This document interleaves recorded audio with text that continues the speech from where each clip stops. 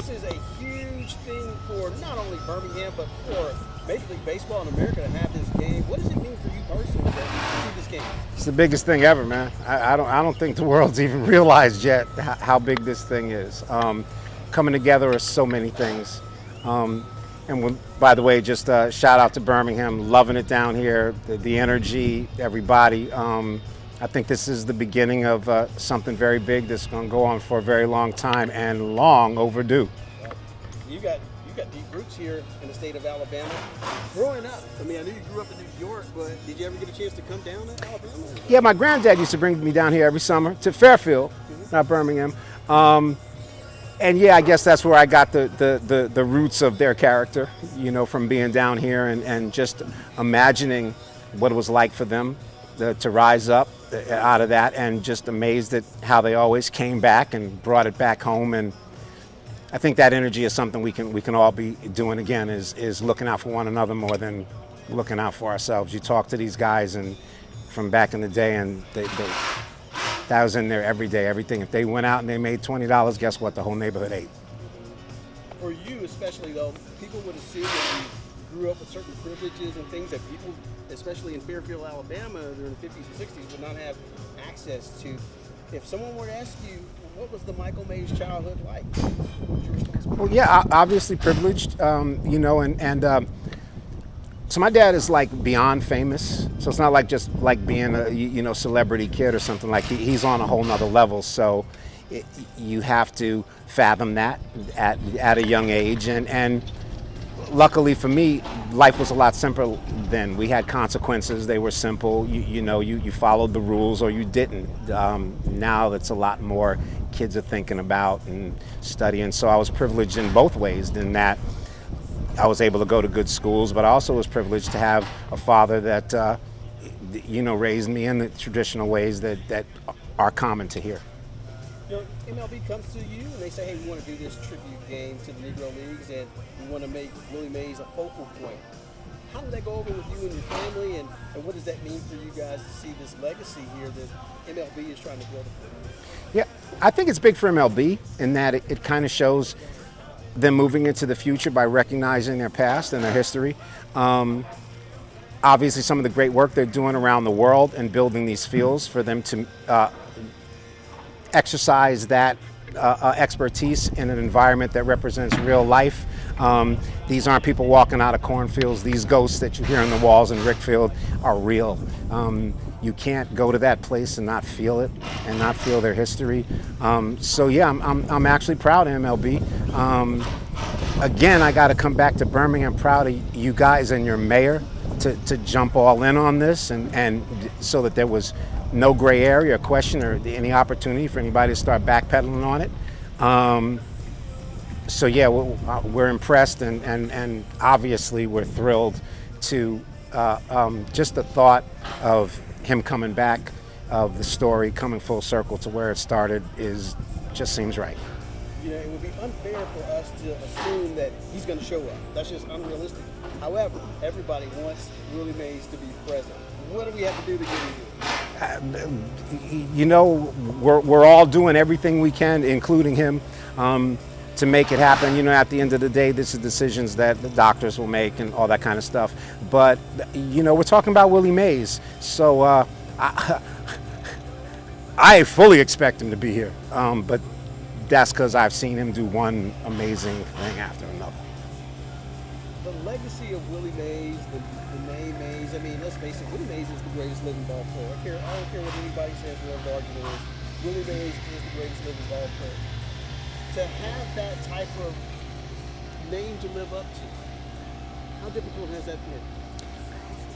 Yeah, it's crazy. So you hear stories about celebrity kids going off the deep end, and I think what that is, you know, when you come behind something like between me and Barry, so Bobby's an amazing player, but again, you know, not Willie Mays. So when you're a kid and Willie Mays is your dad, do you have to be the best on the team to play? Yeah.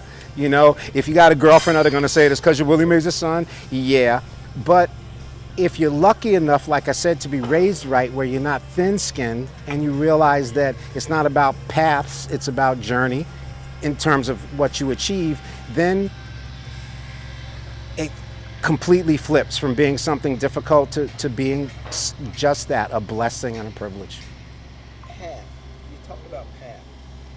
You didn't choose to be a ball player. You chose to go in a different route.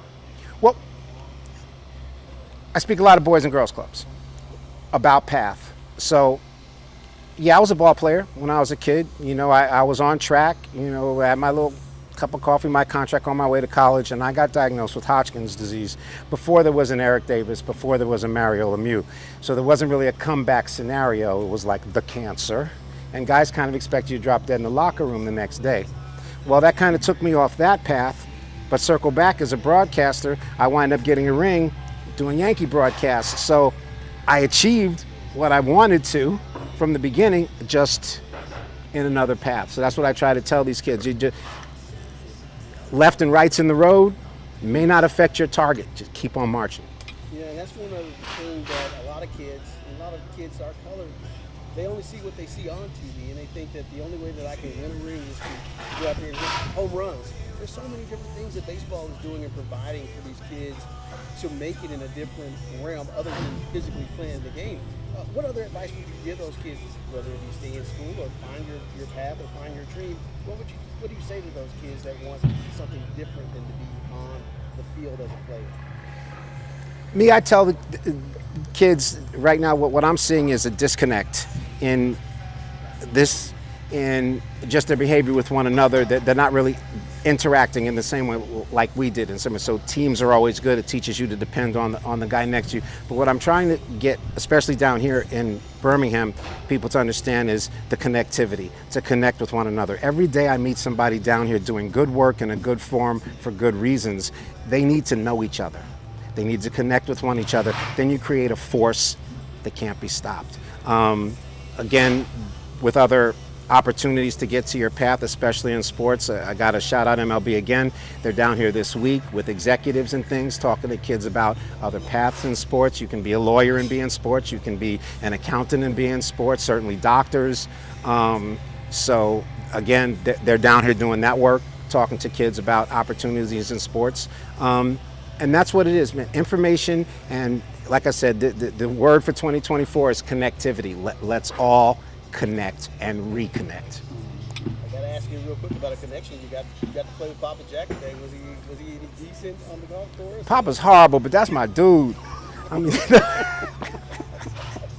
no, actually, Papa Jack loosened up out there. He contributed. Okay. He contributed. He still can hit the ball. Still can hit the ball. I'm sure he's told you that he's trying to work with and I'm nobody to be talking. Not today, Lord. I got it. I'm sure he's told you he's working with kids and doing some different things through his foundation. It's just your thoughts on that? Same thing. You know, Papa Jack's been active with this a long time, been going through it, especially, you know, relationships with MLB. I think also this game will present opportunities for guys like Papa Jack to revisit what they were trying to do in the first place. And again, the whole planet Earth is going to be looking at Birmingham on this day. I'm trying to tell everybody down here, just don't let the lights go out. Just, seriously, they're gonna turn it on. You know, keep it on. Be ready for those 3 days. The whole world's gonna come here. Show them every reason they want to come back to Birmingham. End it right there. You got anything? We don't have anything. Awesome. Dealing with a professional here.